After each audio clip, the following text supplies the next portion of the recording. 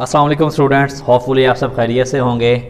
जैसा कि हमारी ये सीरीज़ चल रही थी, आज चैप्टर नंबर 15 स्टार्ट करना है, कंग्रुएंस एंड सिमिलरिटी।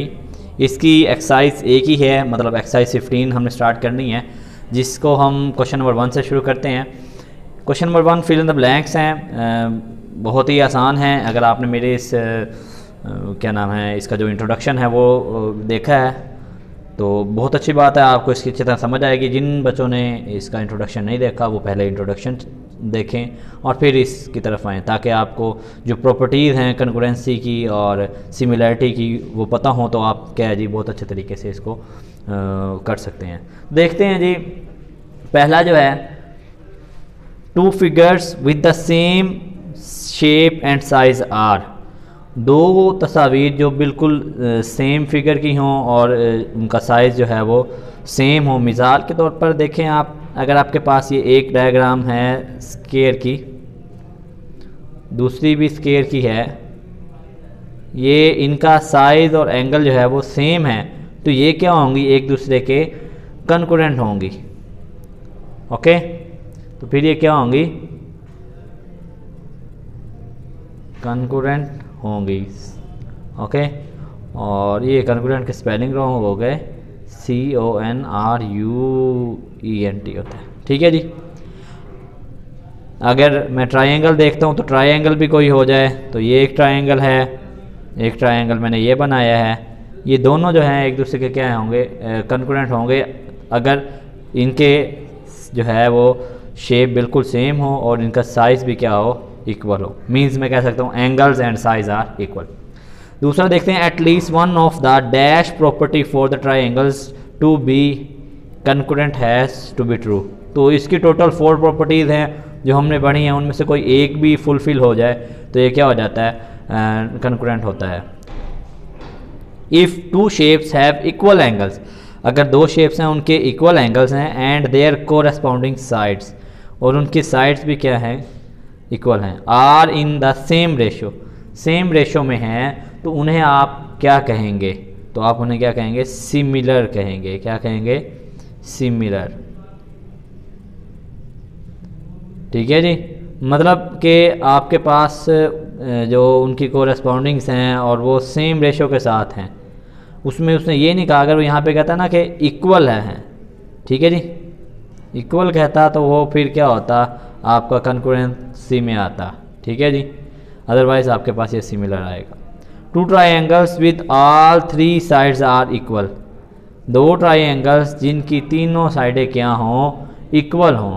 ठीक है जी, तो वो क्या कहलाएंगे, तो सिंपल सी बात है, जिसकी साइडें इक्वल होंगी तो एंगल्स भी ऑलरेडी क्या होंगे, इक्वल ही होंगे, तो उसे हम क्या बोलेंगे, कंकरेंट बोलेंगे।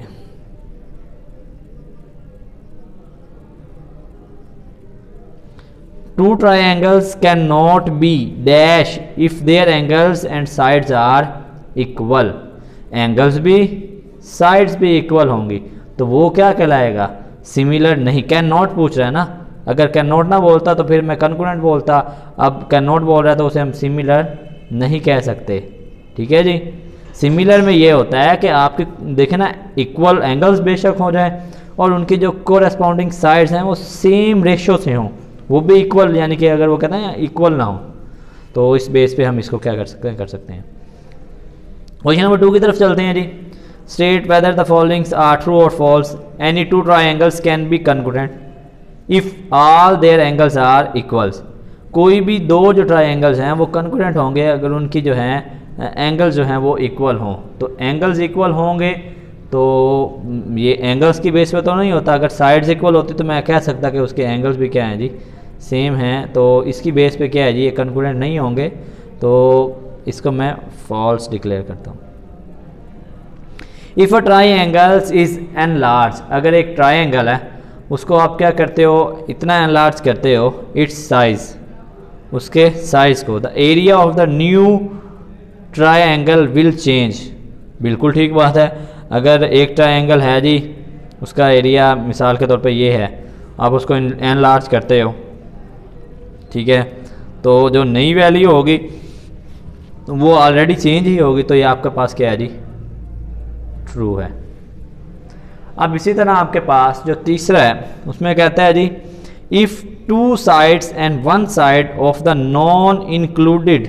अच्छा, हमने ये तीसरी प्रॉपर्टी पढ़ी थी, उसके अंदर हमने इसके बारे में डिटेल से भी पढ़ा था, एंगल्स आर इक्वल। तो ये नॉन इंक्लूडेड नहीं होते, इंक्लूडेड एंगल्स जो होते हैं वो इक्वल होते हैं। तो फिर ये जो दो ट्राइंगल होते हैं कॉन्ग्रुएंट होते हैं, तो ये आपके पास क्या होगा, फॉल्स। अगर ये इंक्लूडेड होता तो फिर मैं इसको कह सकता कि ये ट्रू है। अब इसी तरह कहता है all sides of similar triangles are increase और decrease in the same ratio, यानी कि जो सिमिलर साइड यानी कि all sides of triangles are increase और डिक्रीज इन सेम रेशो। तो इसके बारे में मैं आपको पहले भी बता चुका हूँ कि जो इसकी साइड्स होती हैं वो बिल्कुल सेम पैटर्न के साथ इंक्रीज होती हैं। मतलब अगर ये एक सर्कल है, ठीक है जी, ये बिल्कुल एक जैसी शेप है और ये थोड़ा सा लार्जर है, लेकिन इनकी जो एंगल्स की रेशो है वो क्या है, सेम है। या मैं ट्राइंगल की बात करता हूँ, तो ये एक ट्राइंगल है आपके पास, ठीक है जी, एक ट्राइंगल मैं और ये बना रहा हूँ, तो ये थोड़ा सा लार्ज है उससे, लेकिन इनकी जो वो रेशो है वो क्या है, सेम है इंक्रीमेंट की। तो ये आपका क्या होगा जी, ट्रू होगा इस बेस पे। अब इसी तरह आपके पास two triangles can be congruent and similar to each other. दो ट्राइंगल कॉन्ग्रुएंट भी हो सकते हैं, सिमिलर भी हो सकते हैं, that is not possible because आप प्रॉपर्टीज़ देख लें उसकी बेस पे, या ये ऐसा मुमकिन ही नहीं, तो हम इसको क्या कह लेंगे, फॉल्स। ठीक है जी। अब क्वेश्चन जो है हम 2 की तरफ चलेंगे इंशाल्लाह नेक्स्ट लेक्चर में। होपफुली आप सब मेरे इस लेक्चर सीरीज़ से फ़ायदा हासिल कर रहे होंगे। बाकी आप अपने दोस्तों के साथ भी इसको शेयर करें ताकि ज़्यादा से ज़्यादा इसको फैलाया जा सके। ओके, शुक्रिया, अल्लाह हाफिज़।